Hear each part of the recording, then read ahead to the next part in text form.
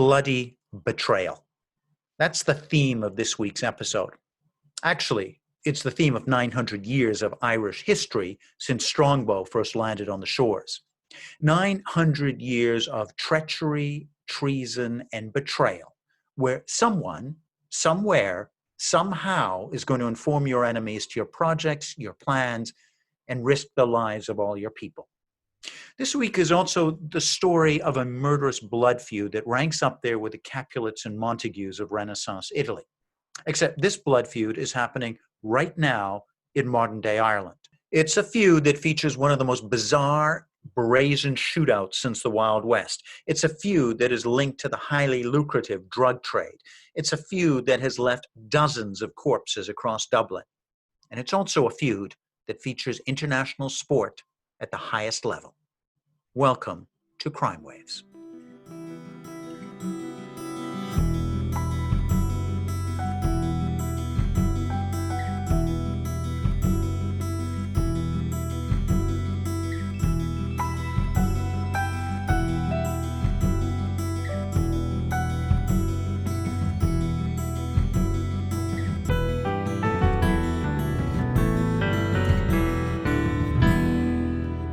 Good morning, good afternoon, and good evening, wherever you are in the world. Welcome to Crime Waves. I'm Declan Hill, an associate professor of investigations at the University of New Haven. And each week, my students and I, this week it's Eric Krebs and Erin Griffin, bring you stories of corruption, organized crime, and forensic science. My particular passion is the effects of corruption in sport. And boy, this week is a doozy. The interview features the links between international boxing and MMA with what Amnesty International calls sports washing. It features tales of murder and mayhem in boxing that stretch across 3 continents. Our guest is Karim Zidan. He's a brilliant polymath of a journalist, now a Canadian, but raised in Egypt, where he covered art, history, and the challenges of the progressive democratic movement with a largely authoritarian regime. He's an editor at Bloody Elbow, where he has covered the links between politics, human rights, and organized crime within boxing, MMA, and the UFC. And if you haven't read his articles, I strongly urge you to do so. They're going to change the way you view sports. In this episode, I began by asking him about that weird, wild, and murderous shootout. And when I say shootout, I mean shootout. At the press conference for the weigh-in of the European Boxing Championship in a 5-star hotel in the middle of Dublin. Good morning, Karim. Thank you so much for joining us here on Crime Waves. Oh, it's a pleasure, Declan. Thank you so much for having me. Hey, listen, brother, it's an honor, but let's start right away. Let's just kick off with one of the weirdest, most bizarre, and one of the most bloody scenes in a sport that just rejoices in blood, and that's international boxing. It's the weigh-in. It's February the 5th, 2016. We're at a fancy hotel, the Regency Hotel in North Dublin. The 2 fighters are at the front of the room. The press is there. And then what happens? It is really one of the strangest scenes. And I mean, the video is online for those who don't believe us, what we're about to say here. The video is right there on YouTube for anyone who wants to look it up. So there really is no room for exaggeration at this point, Declan. But really, here's what happened. 5 or 6 gunmen stormed the Regency Hotel with AK-47. Some of them even dressed like police officers and started shooting up the place. It was targeted, absolutely, and an important mafia figure or mob figure did die that day, and that's David Byron. And yes, yeah, it was a targeted shooting targeting the Kinahan family, which was actually running that boxing event. So when we ask why this specific boxing event, well, it's because the mafia was involved in the boxing event. They were actually putting on the show, so it makes it an easy target at that point.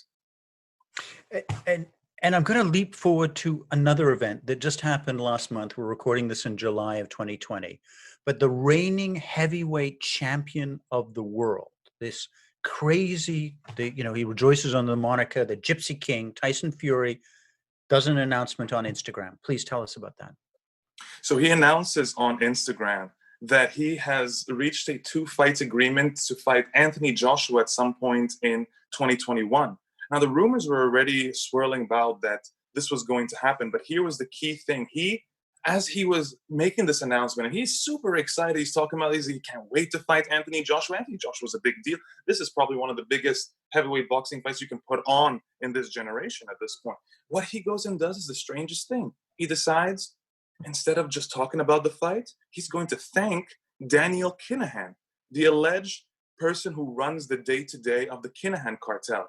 Like, it was just a complete shock. It's, for some people who might not know, Tyson Fury and Daniel Kinahan have been very friendly. To a point, he's even like an advisor to Fury. But for most people listening to that Instagram, they had no idea. And then they hear the name Kinahan, which is notorious in Ireland.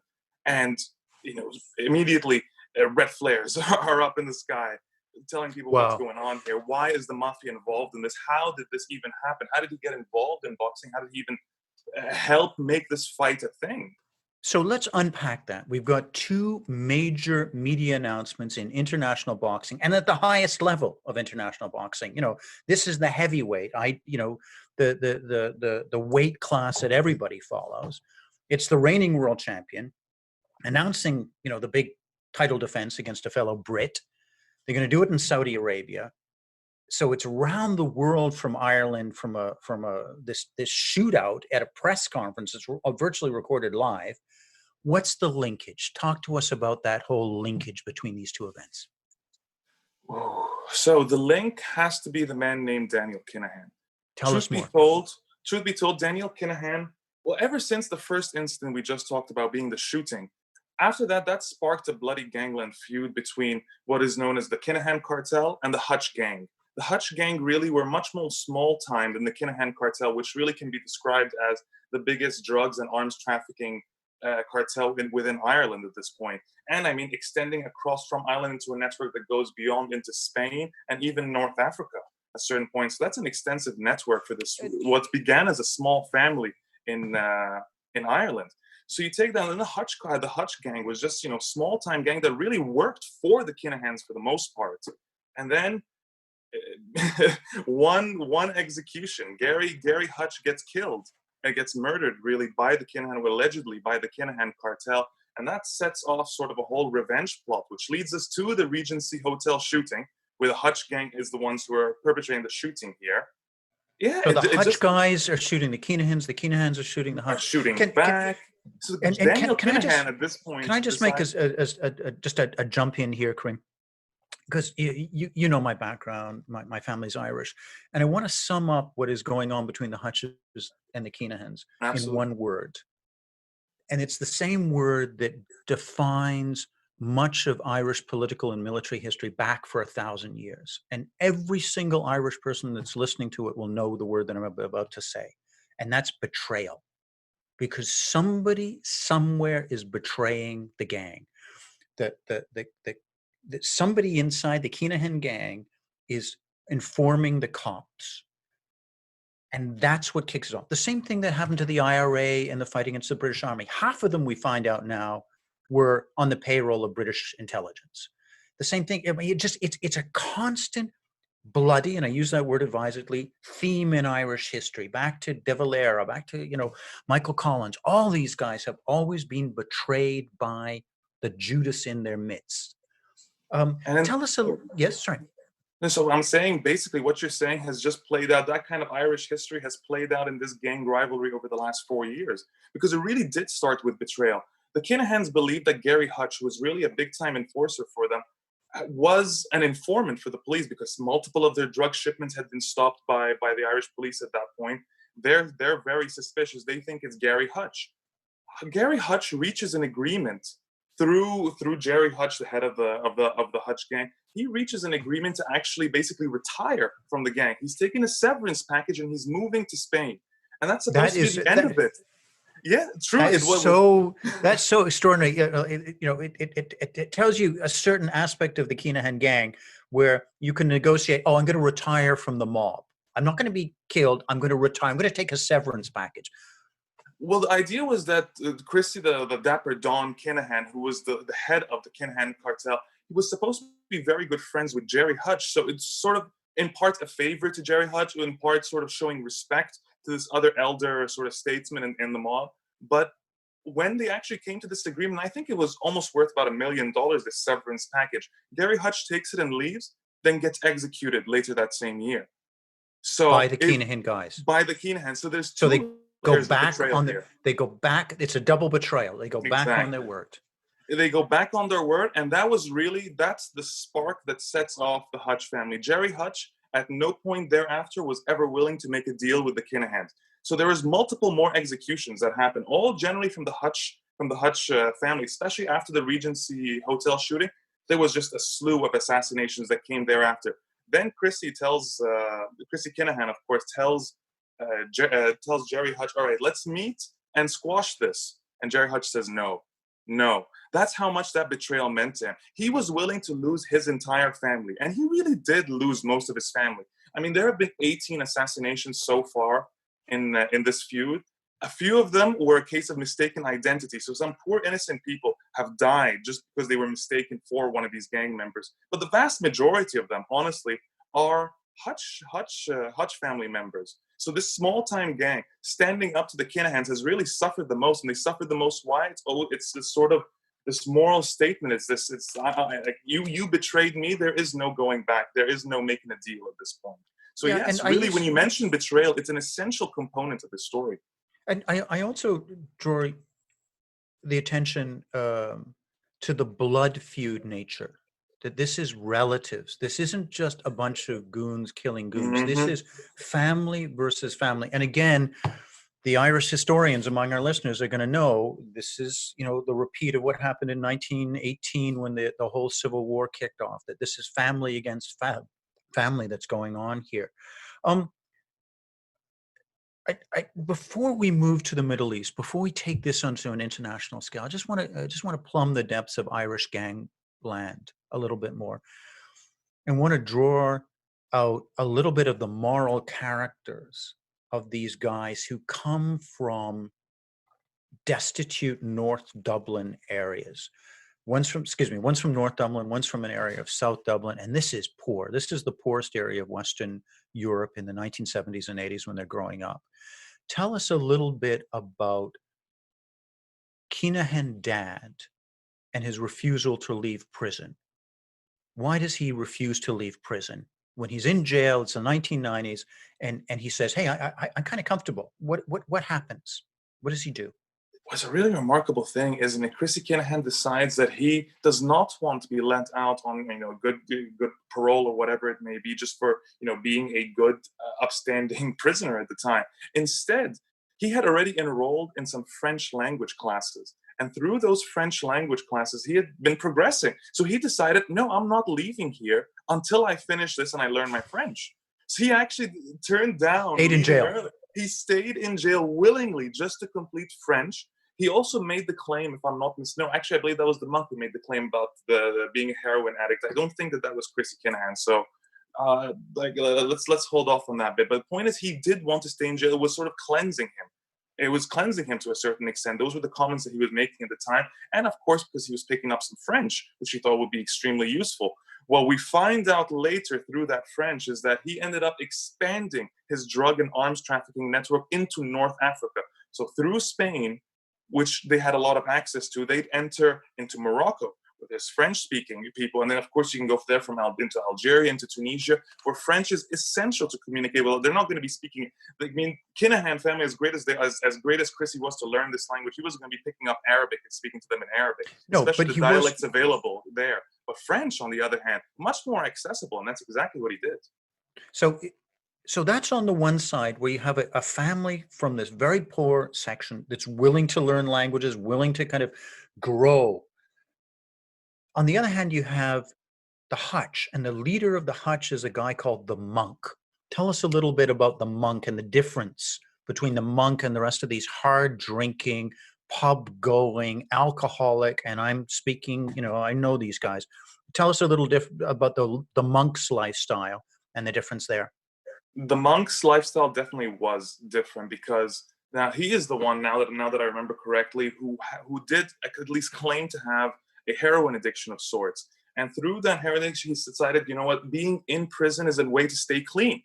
It is a way to stay clean and to sort of rejuvenate himself and to just stay away from drugs and stay away from that side. So he created this almost sort of spiritual character for himself. And I I've never been to prison, but I can put myself in a position where I can understand that this sort of, if you tie yourself to some sort of spiritual cause or belief, etc., it might make your time in prison a little easier to get through. So I guess that's what he did. He started living this very both Spartan and spiritual existence, where very very little interest in superficial things and yeah, and in the outside world generally. Aside from running a drug gang, he had very little other things.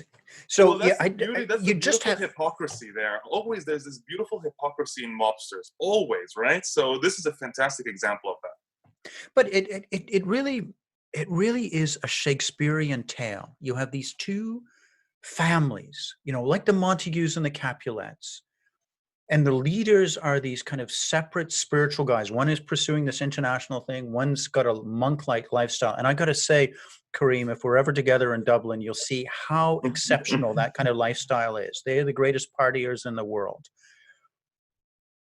The blood feud begins as Kinahan kills the nephew of the monk. Exactly. Gary now left 18 bodies across Dublin in an assassination of a blood feud drug war. Bring us to Spain and tell us about the connections with international boxing.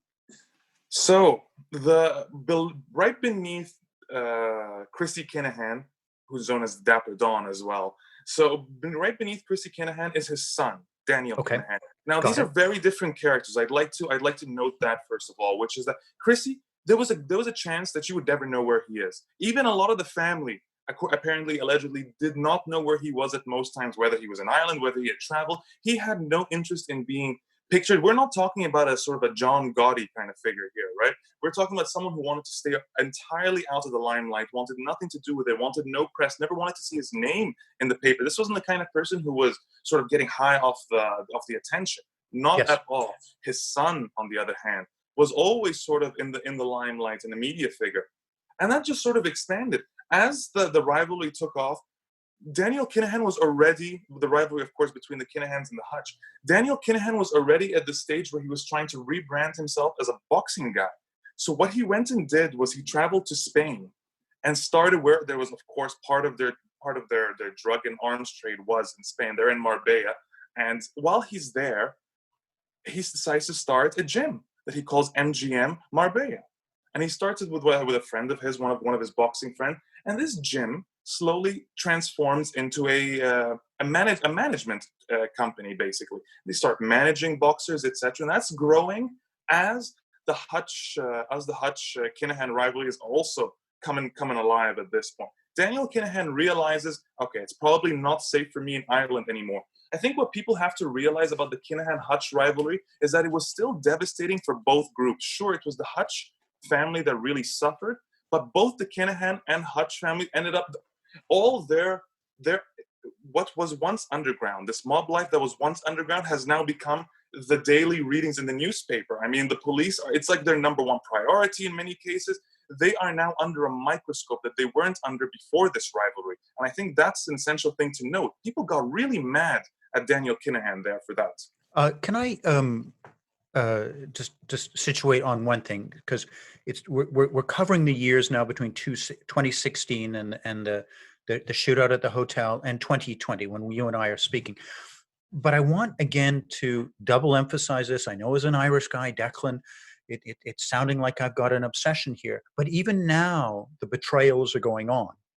Because part of the reason when you read the newspaper articles about the Kinahan-Hutch feud is that they're still betraying the gang to the media or to the police. They're still talking about this. So any hope for the senior Kinahan father, Pateris Familias, of keeping this quiet is gone. They're still talking too much. Let's get back to international boxing, because you can hear the passion in my voice. I could talk about Irish mob war, for all morning. So bring us back to international boxing, please. So Daniel Kinahan decides, and there have been various different reports, whether it be he decided to leave Ireland permanently, or really, at least let's say semi-permanently, just because he feared for his life. And he feared for his life, according to the various reports, either because his own family was disappointed in the way he's handled the feud. Basically, all these executions that happen have now placed the family under a microscope. They're no longer able to operate the same way they were before, and it's costing them millions upon millions of dollars. So they're not very happy with him. And at the same time, the Hutch gang is obviously after him as well. So he decides, you know what, I'm not up for this anymore. And he leaves, first heads to Spain, where an attempt on his life occurs. He survives that. Which year are we in? We are still at this point in about 2016, maybe early 2017. Okay. And that's when he decides to go to Dubai. And this is the key point here, because now Daniel Kinahan, he would not, of course, not be the first sort of mob figure or really sort of controversial character or shady character that ends up in Dubai. Let's just put that out there right now. Just a second, Karim. I've just got to make sure I understand the international escalator. So I've gone from North Dublin, which used to be the poorest area in all of Western Europe by leaps and bounds. It's transformed, but at the same time it's transforming, you got a guy who's gone first to Spain to run an international boxing gym, and now he's in the Middle East, and he's on the run from a blood feud, a drug war blood feud. What talk us like I'm sorry, my head is whirling. The geographical spin is going on. Why does he choose Dubai of all places in the world? Dubai is sort of one of those places where if you are a notorious figure, if you've got any sort of political notoriety or societal notoriety in this form, like these mob figures, it is an interesting harbor for you. It is an interesting haven, because you have the money to interact with the city as a haven. It is like sort of a refuge for not the downtrodden at this point, but sort of the dirtiest segments of society, because they can afford it. And a lot of the sheikhs in Dubai and in the Middle East in general, you'll find this in Saudi, etc., get off on interacting with these kinds of people. They really do. For a while, when there was a civil war in Chechnya and Russia, a lot of those commanders who ended up losing out to Ramzan Kadyrov fled to Dubai specifically. They had the money. They fled to Dubai and they stayed there until two of them were assassinoted in Dubai. So now we're talking back in 2006-07 here at this point, but I remember Dawood Ibrahim, going completely off topic, the famous Bombay mafia godfather, the man who's reputed to have arranged the attacks on the Taj Mahal through a terrorist network. He ended up in Dubai for some time. So is this like a pirate capital, kind of like a modern day pirate? It's very strange, because if you go to Dubai, and I was in Dubai maybe 6 months ago, on the outside, I mean, apart from being very, very gaudy at certain parts of the city, just because the way it looks, etc., way too ostentatious, it operates in a very professional level. You would never expect this sort of underground life from what you're seeing all around you. You've got professional business people operating. There's sort of a level of law and order that you'd expect in a city like this. But then you have this completely different part of Dubai. It's almost like Dubai at night sort of thing, where you do end up, if you're around long enough, you'll hear the stories about sex trafficking, about mafiosos existing in the city. I mean, there's lots of space. It's penthouse. As long as you have money in Dubai, you'll get away with pretty much anything you want, as long as you don't upset the government. That's another key element. There is no democracy in this place. It is an authoritarian regime. Right. That is important to note. Before we get into the human rights situation, we've got a long discussion to have about that. I want to pull us back, reach us back, because we're still talking about an Irish alleged mobster, and when I use the word alleged, almost the U.S. State Department alleges, the Irish police are alleged, the European police allege, and they all allege that this guy is the top of a multi-billion euro drug ring. And he's now landed up in Dubai on the run from a blood feud with the Hutch gang from North Dublin. What tie this together, please, before we get into the larger pictures of human rights. What is he doing in Dubai, and what's the link with international boxing? So the link with international boxing is not necessarily pre-existing in Dubai, but it's something that he himself decides that he needs to do. Daniel Kinahan decides, okay, I've made a mistake by having too much of a public image here. What I would like to do now, since my surname is Kinahan, I'm forever attached to this family. What I would like to do is reinvent myself as a boxing promoter. He must have seen that the money was going in the direction of the Middle East, with Saudi Arabia, Bahrain, and all these other countries, and the UAE, using their dollars to sports wash, basically. And we'll get into all those details and how that applies to human rights soon. But it's this idea that they're trying to distract from all these problems within their countries by bringing in all these big sports events, pretending that they're these progressive societies and progressive countries. We've seen this a lot with Saudi Arabia. I mean, they just had a big Anthony Joshua fights very, very recently. So that's exactly Daniel, what Kinahan, yeah.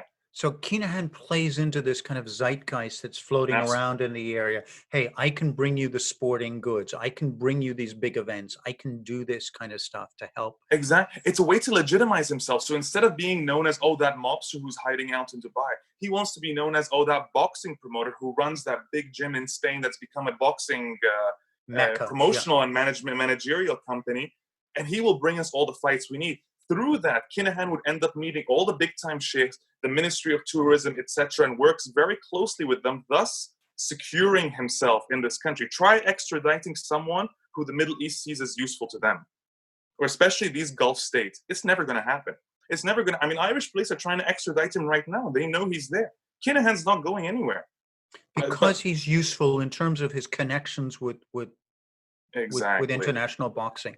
And he did this quite quietly for the first few years, because I have to note that once this rivalry really kicked off, the Kinahan-Hutch rivalry, he tried to distance himself from the MGM gym, to the point that MGM gym in Spain here, the gym that he started, renamed itself as MTK Global, became primarily a managerial company, and it claimed in a press release that it had distanced itself from Kinahan. But because the Irish press continued to hang on a second.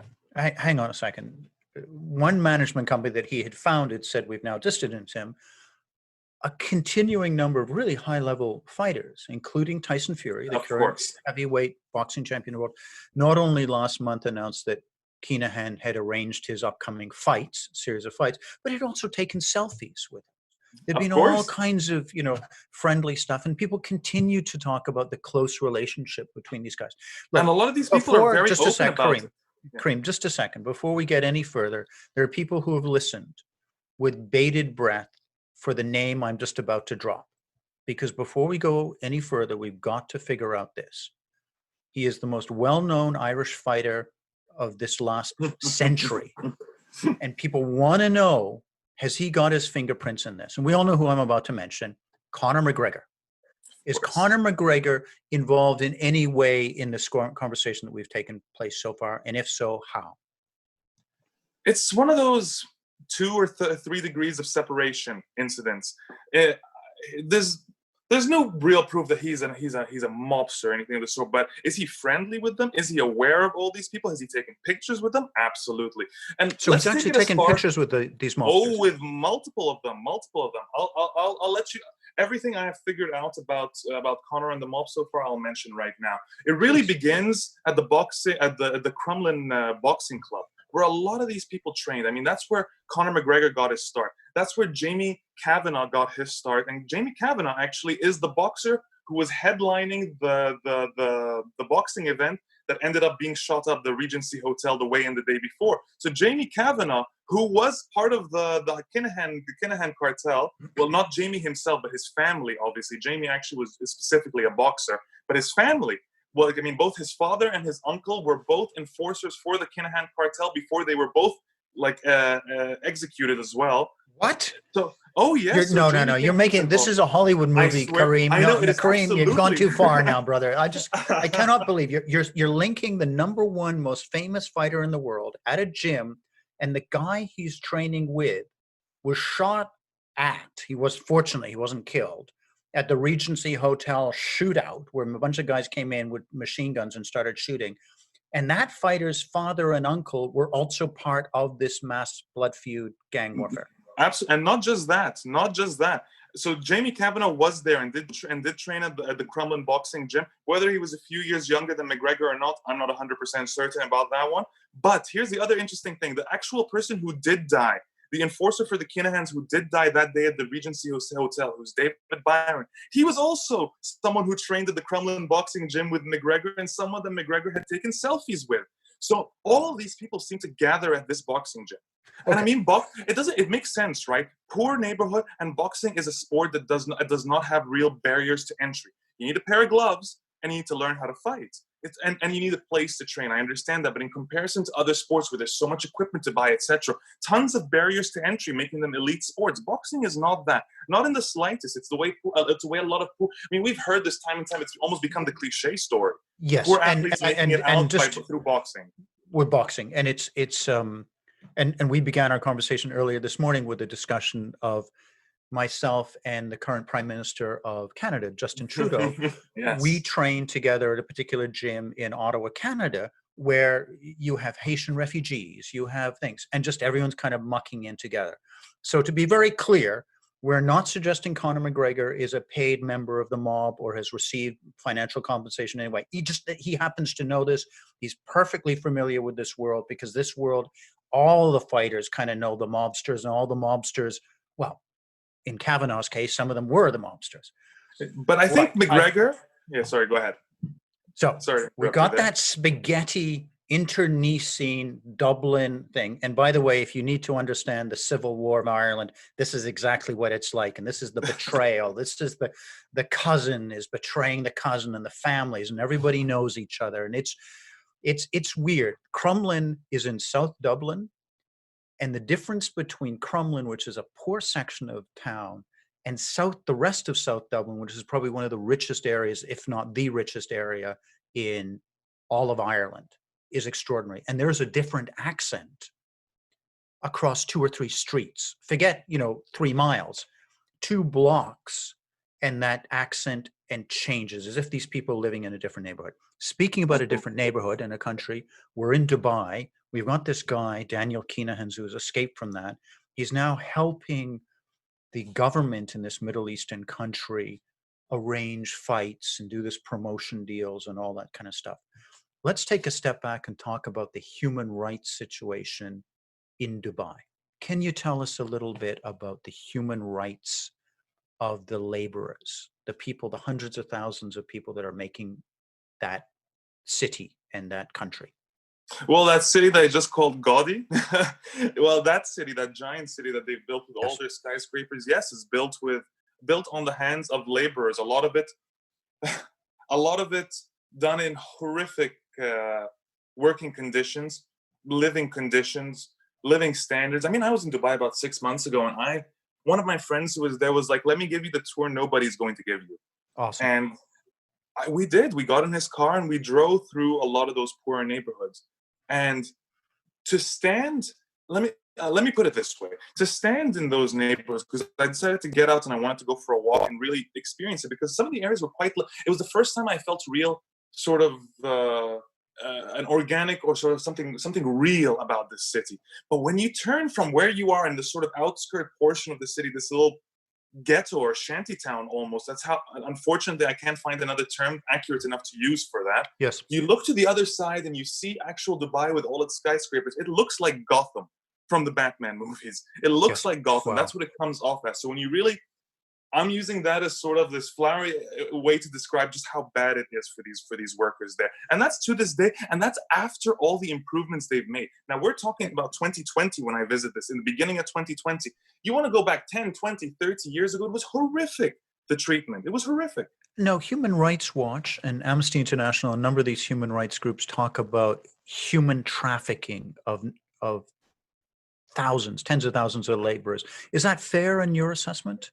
I think it's important to use these terms because, say, even if the person was not kidnapped from point A to point B, if their passport is taken when they arrive into the country, which happens to a lot, and this is not just for laborers building, this is for maids coming in, for all au pair, any sort of position where it's viewed as a lower class position in their eyes, in the Gulf, things that they would never do themselves. Yes, you can have your passport taken from you, and it's done to a lot of Indians. It's done to a lot of Pakistani migrants, etc. Those are really primary examples. Filipino migrants to the region.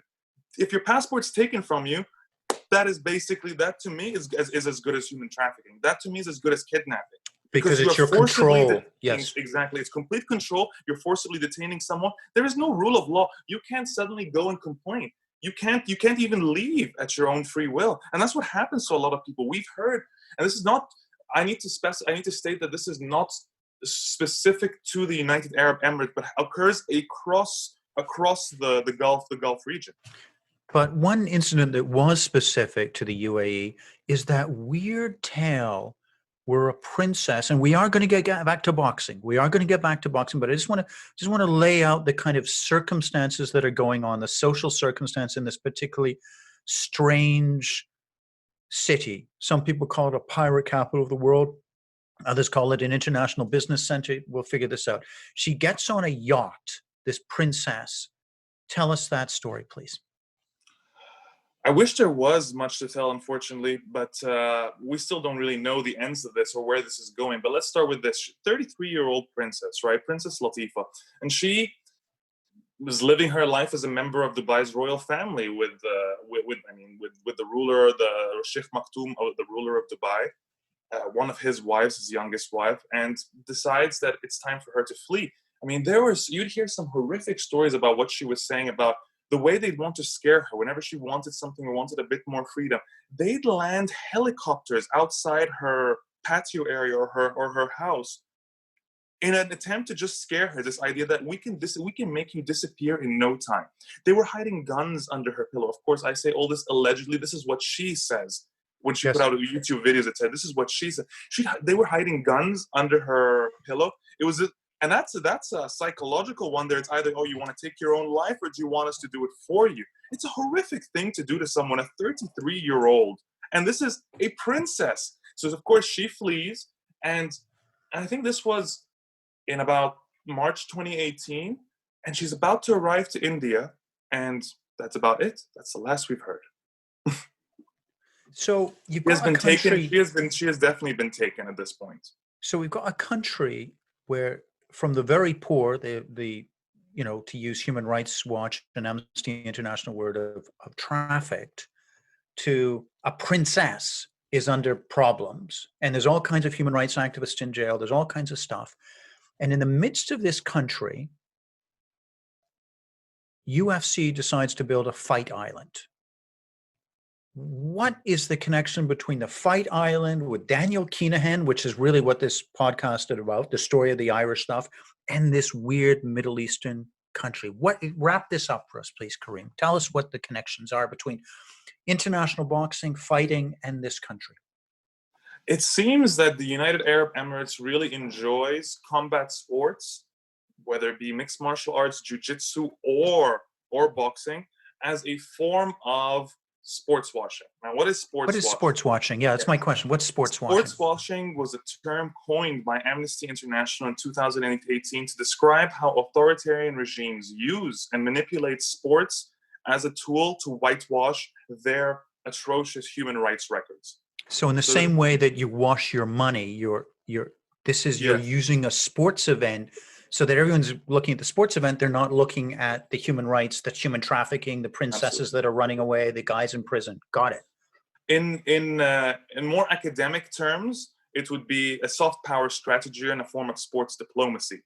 So there's always the idea behind that is there's always political motivation behind any sports event that they have, whether it be rebranding the country, increasing tourism, eliminating a dependence on oil, which is a big one for Saudi Arabia right now, and the United Arab Emirates.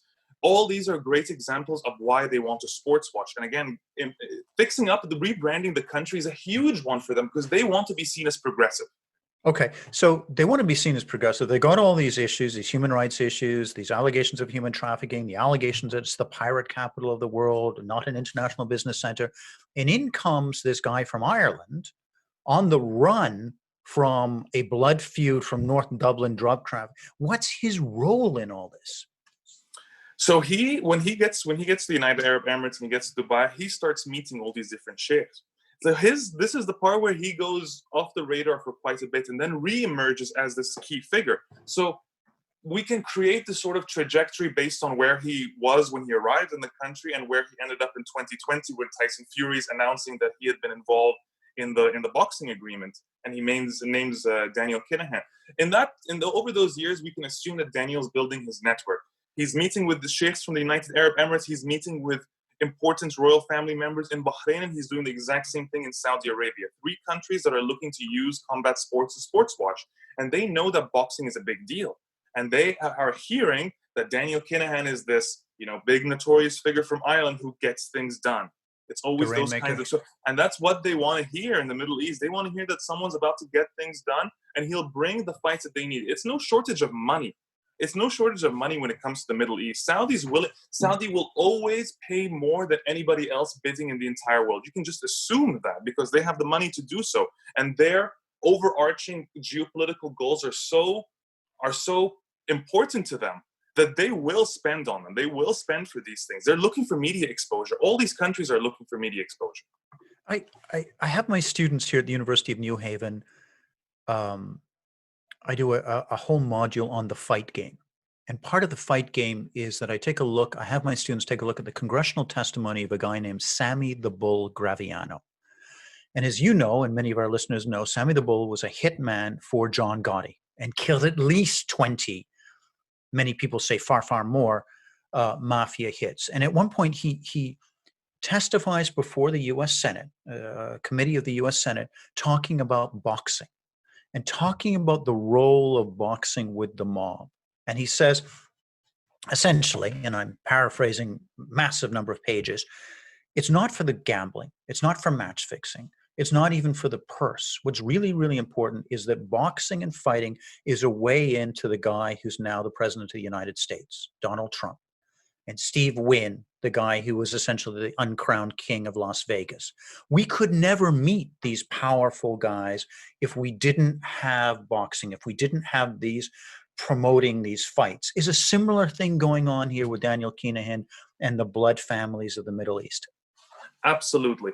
Absolutely. Again, it's a form of diplomacy. This is how you bring in, and all authoritarian regimes are doing this in one way, shape, or form, but back to the Middle East and back to Saudi and the UAE, this was essential for them. They knew that they stood one step behind when it came to the Western world, that all events are taking place in Las Vegas, the fight capital of the world, etc. So how did they morph Saudi, Jeddah, on the sea into the fight capital of the world? That's what they're trying to figure out. How do they morph Abu Dhabi?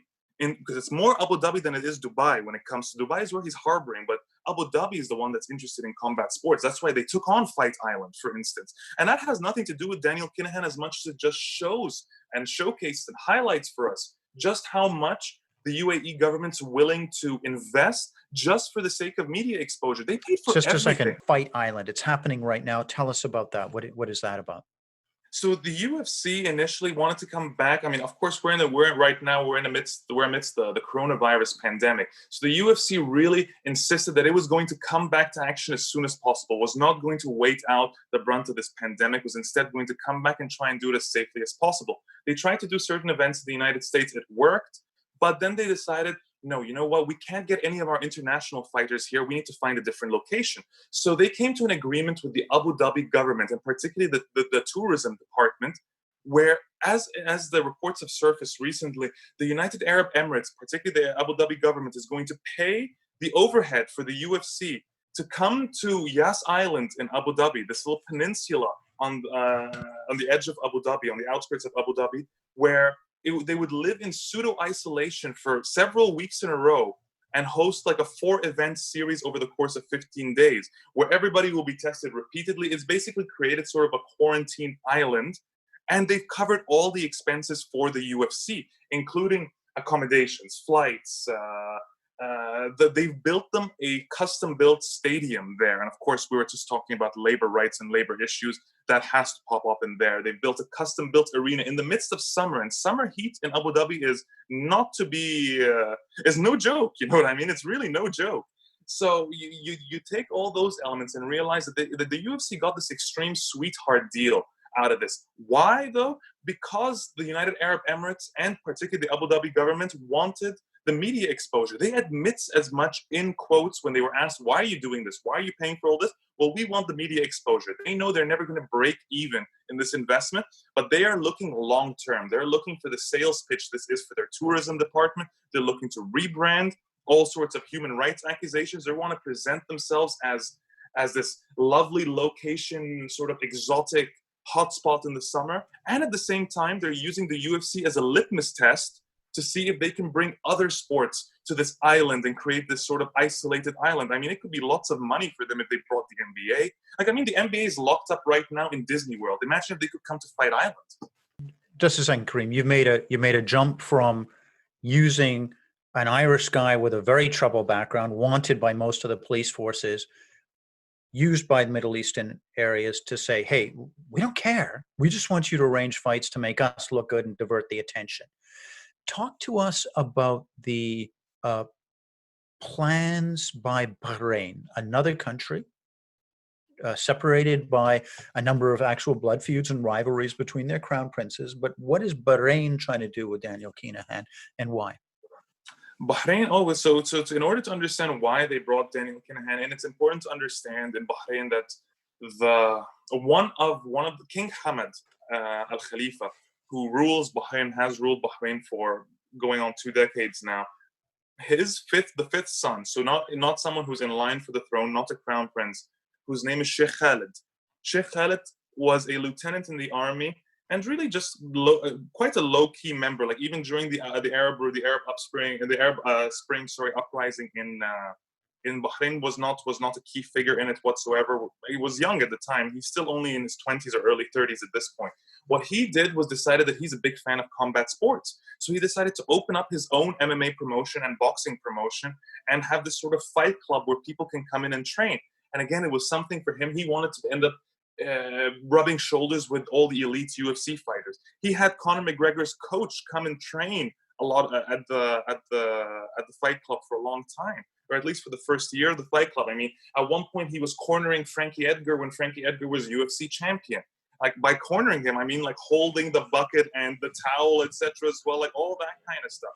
And again, that was brilliant marketing on the Sheikh's part, because he presented himself as this sort of down-to-earth prince rather than this, I'm above all of you, I'm just going to be a patron and pay for you.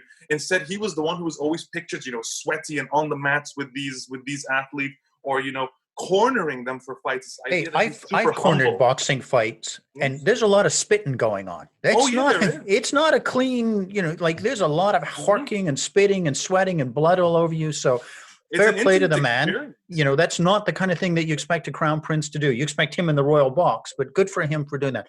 What is the connection between him and this alleged by U.S. State Department and Europol and Irish police and all these people what is the link between this crown prince and this alleged Irish mobster? So the crown prince, over the past 3 years, his promotion has really expanded, and it's an MMA promotion that works all around the world. It's one of the top, within the top 5 in terms of MMA promotions on a world stage, and he's been expanding into boxing. So I get a random press release one morning telling me that KHK MMA, KHK Sports, which is the Sheikh Khalid Hamad Al Khalifa, as it stands for his name, KHK Sports has reached an agreement with Daniel Kinahan to become a special advisor in boxing. And I read this, and I really thought I was being trolled that morning. I really thought this could not possibly be real.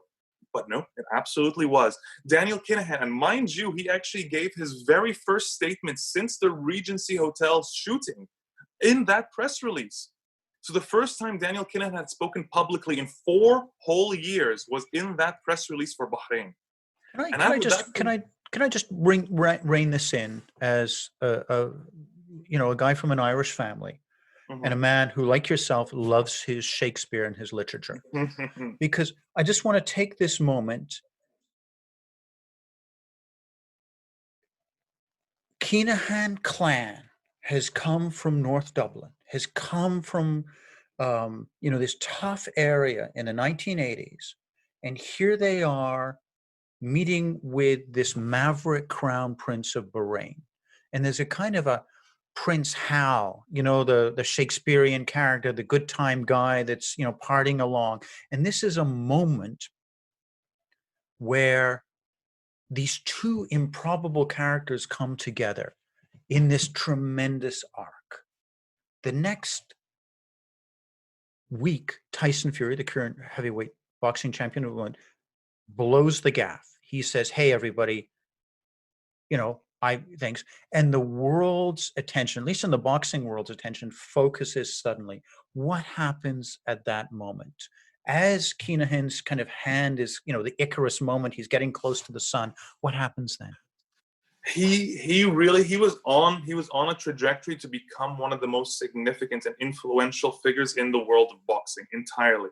Had Tyson Fury just not mentioned his name and decided not to thank him, I think we'd be talking about something different right now. I think we'd like our conversation would be leading in a different direction, more like what should we do about Kinahan rather than what has now happened to him. So what has happened is that there's been so much pressure, and really good on the Irish press for doing this, because it really did mostly come from its internal pressure from Ireland and everybody just being so outraged, and Irish politicians saying, how can this happen?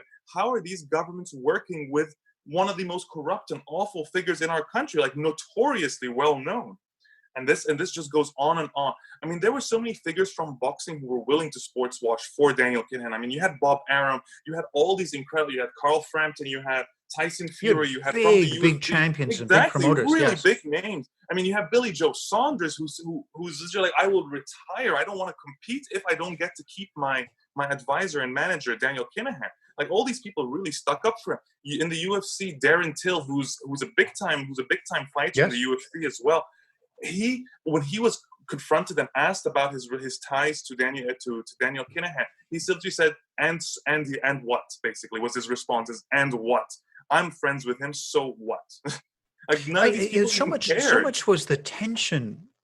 There was a real, it was a big moment. It was so bad that even the tabloid press in Ireland, and everybody knows the reputation of the tabloid press in any country, said, you know what, this is too much for us.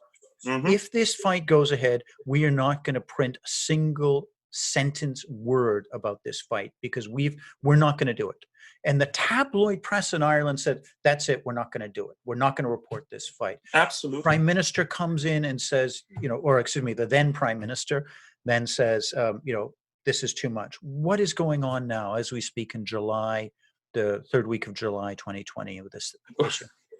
What has gone on now, especially over the course of the last 2-3 weeks, is that every entity that was once on Daniel Kinahan's side, that had just partnered with Kinahan, has slowly stepped away and parted ways with Daniel Kinahan. It started with now a second press release from Bahrain with the KHK Sports saying that they have parted ways with Daniel Kinahan without, of course, mentioning. So that's the prince, the crown prince, has just said.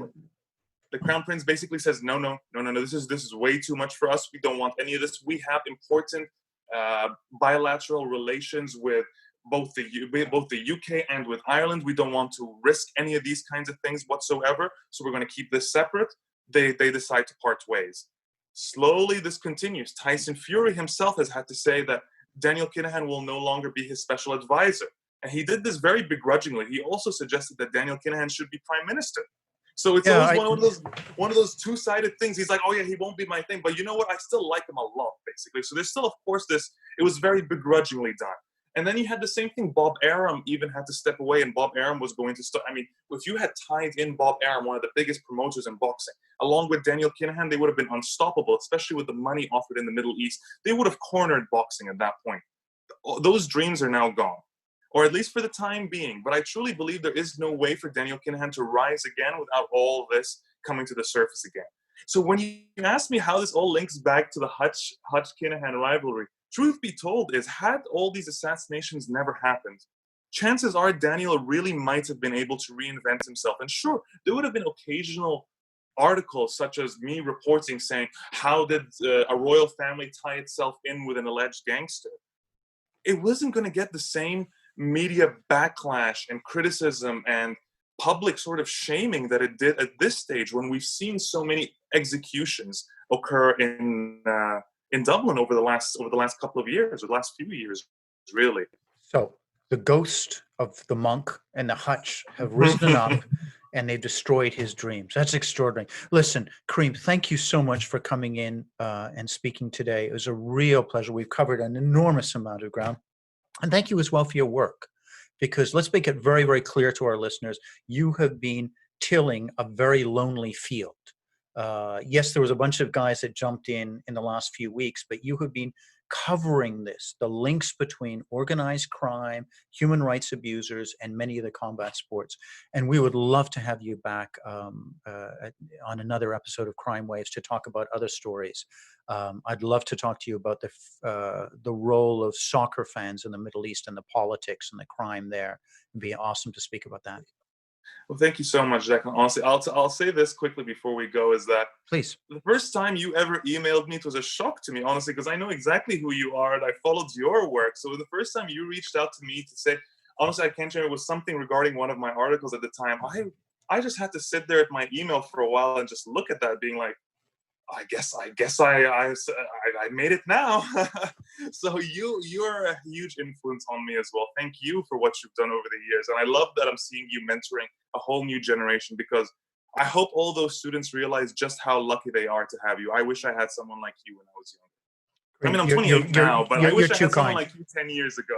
Thank you, brother. Thank you. I really appreciate that. Listen, let's please come back. We're obviously on the same wavelength, a lot about these stories. And there's stuff that I think is going to blow our listeners' mind. Once we get into the whole thing about Dagestan and Chechnya, and then when we start talking about the role, the really strong political role of soccer fans, I think listeners, your mind is just going to be blown. It's a whole new perspective to Egyptian and Turkish politics. Karim, thank you, brother. Thank you so much. It was an absolute pleasure, Declan. Thank you. Hey, this is Declan Hill. Thank you so much for listening. One point that I want to return to from that interview is, you remember in that question about the testimony of the mafia hitman, Sammy Graviano, I mentioned that the mob used boxing, this is what he said before Congress, to get access to the casino kingpins like Donald Trump. Now, I want to be clear and fair here. There was nothing in that testimony suggests that Trump was working with the mob. And so I don't want to be accused of goosing a story or being, needlessly sensationalist. There's simply too many good stories in this last episode for me to do so. The dynamic that Graviano was speaking about was that the mob was trying to get to guys like Trump, not that they were actively working together. Anyway, I hope you enjoyed the podcast. We really value your time and interest. So if you liked us, please do subscribe, like, or leave a comment. And tune in next week. We have an extraordinary interview with a man who was at the center of an international spy story and the Olympics.